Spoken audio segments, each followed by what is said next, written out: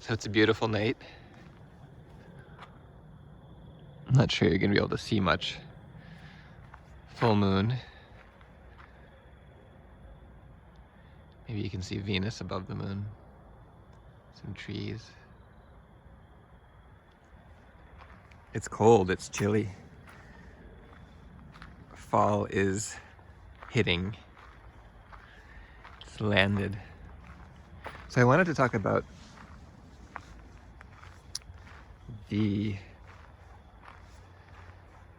probably the ultimate conundrum, the spiritual conundrum, which is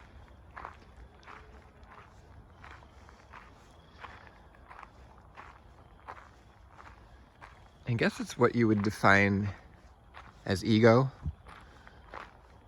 in kind of modern spirituality, or maybe as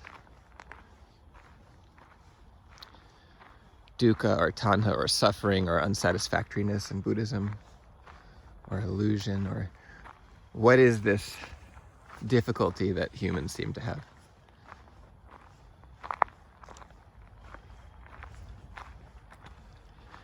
And the conundrum is that you start to realize that there is this,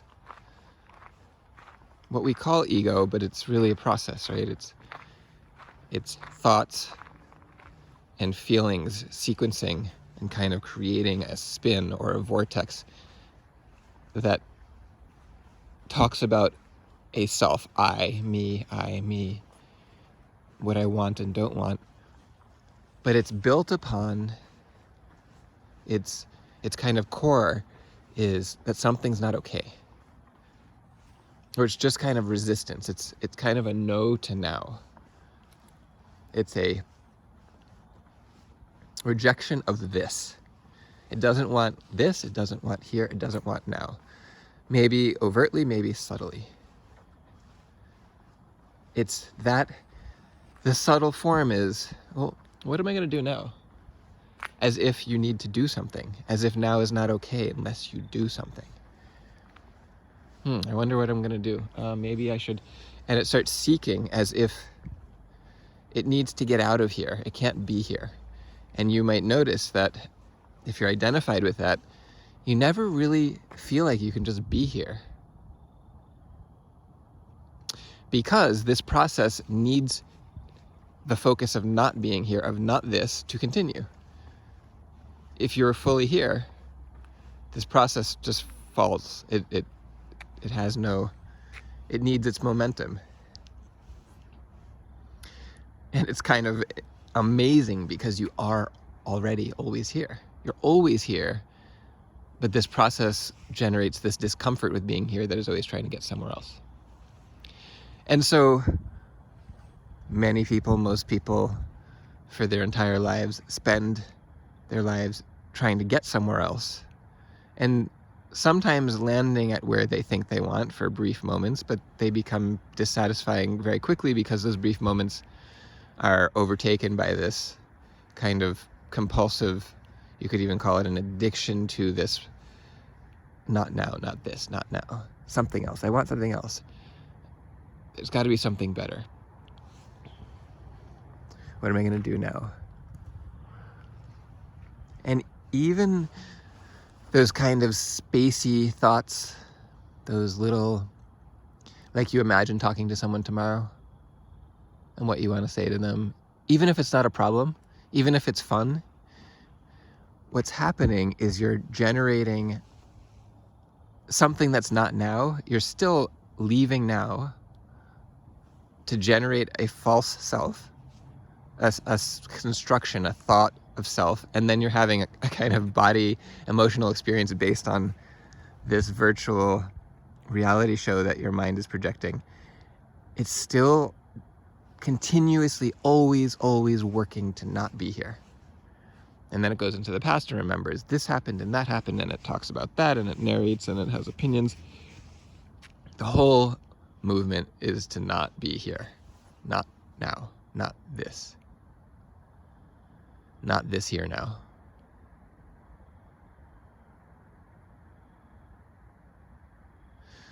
So that's what a lot of this looking, whether you want to call it spirituality or contemplation or the world of non-duality or the world of Buddhism or Advaita or even forms of therapy and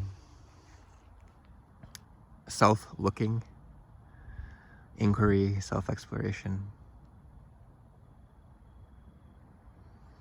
Once you start to get onto this, it takes a really long time for it to really land that this is the only issue. The only issue is that there is identification with thoughts and feelings that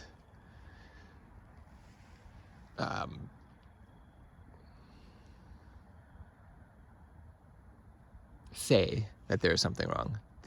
What is wrong is that something is saying that something's wrong. Not that it's actually wrong, because it's just this.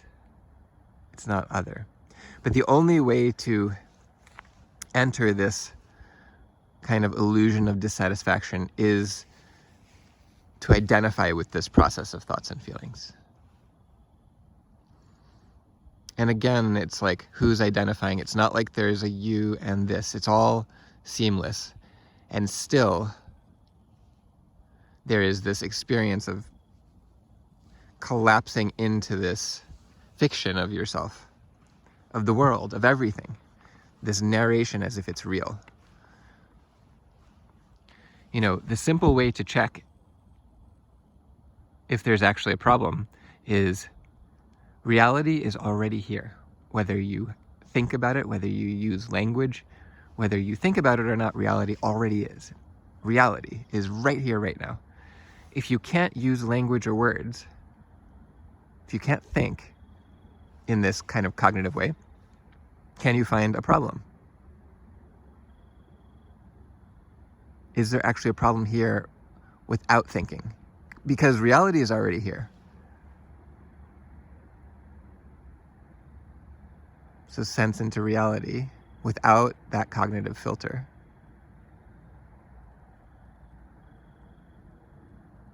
It's impossible. It's ridiculous, isn't it? The problem itself is an idea. There's no such thing as a problem. There's what is. There could be a supernova and the world could disintegrate along with all of the people and life forms. That's what is. It's a problem when someone says, not this. No. And that not this isn't, it's not that that's unreasonable, but that's where suffering is. It's a rejection of what is. But if you look at reality most of the time, almost all the time, this very, very moment, you're going to find problems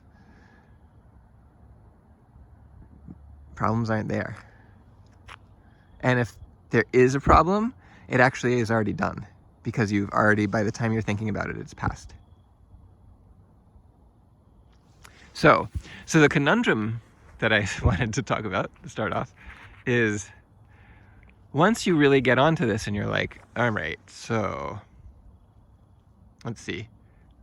So the problem is that there is this kind of vortex, this spinning of thoughts and feelings, images, words, a narrative, and the body's response that kind of generates this illusion of a problem.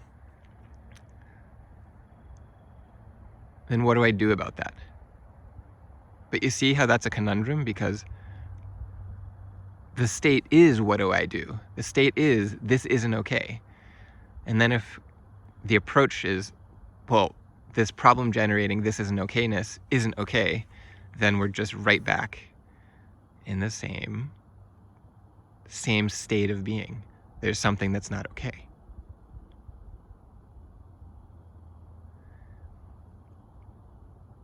And this is where your mind goes, but then what do I do? And your mind can't figure it out, because this is your mind. This is your ego mind. It can't do this, because all it can do is this. This is what it does.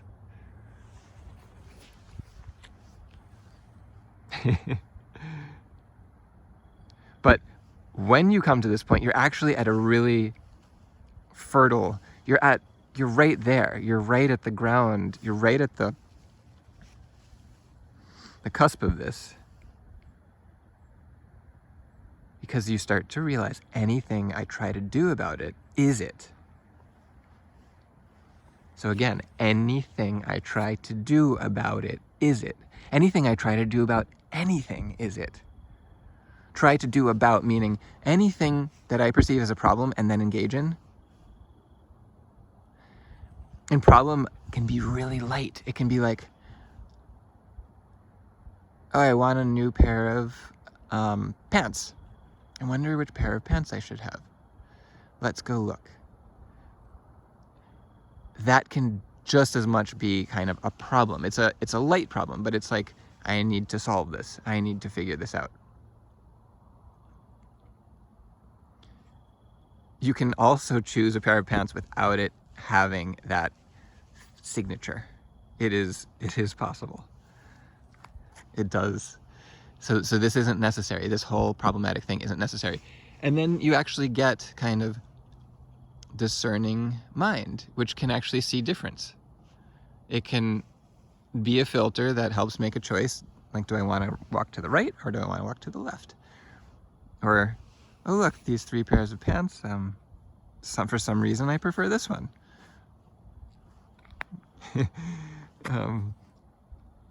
But that's the conundrum. The conundrum is anything you try to do, anytime you try to think your way out of this, you're in it. Any thought that tries to get out of this is it. Any thought that tries to get out of anything, again, if it's perceived of as not this, or just like a mild state of boredom or mild dissatisfaction, mild restlessness. What do I do now? I'm just sitting here. The truth of you is here. Here is the truth of you. Not only is it incredibly comfortable here, it couldn't, like, here is everything. Here, this, now. There is no squirmy trying to get out of this moment in what you actually are. It can arise in you, this kind of egoic resistance. But you yourself are so beyond okay here now. You're always here now.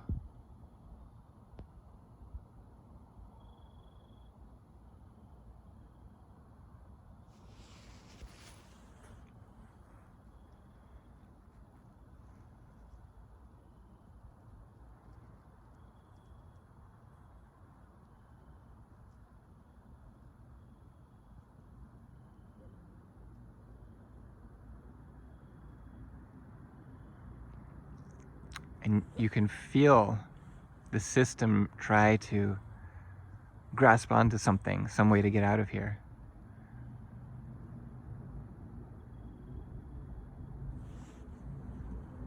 It tries to get your interest. Might think about a sports team. Might think about a TV show you just saw, or a book you just read, or a science article, or gossip.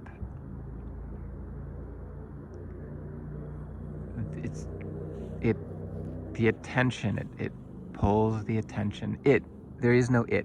This process loops in, hooks in attention, wheel of samsara, into this spin that doesn't want to focus here. It can't focus here unless it starts talking about here. And then it's like, oh, that moon is almost full, but it's not totally full. I love it when it's really full. And then tomorrow when I come here, and then, so it always has to leak out into past and future and doesn't want to be here. Isn't that so weird that your whole life, the one thing that's true is you've always been, you are here. And yet in some internal state of not wanting to be here. Not this, not here.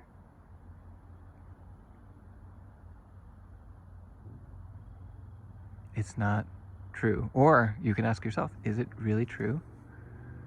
Isn't the thing you really, really, really, really, really, I don't want to say want, because that's saying that it's not okay, but isn't the kind of true yearning to be here? Doesn't that feel like what, isn't there something true about that? I really, gosh, to just be here, like fully, without anything trying to get out of here. It's funny because fully being here is the liberation. It's like we're trying to get out of here as if there's some liberation, right? Seeking enlightenment so that I can escape. I can be free. You're already free.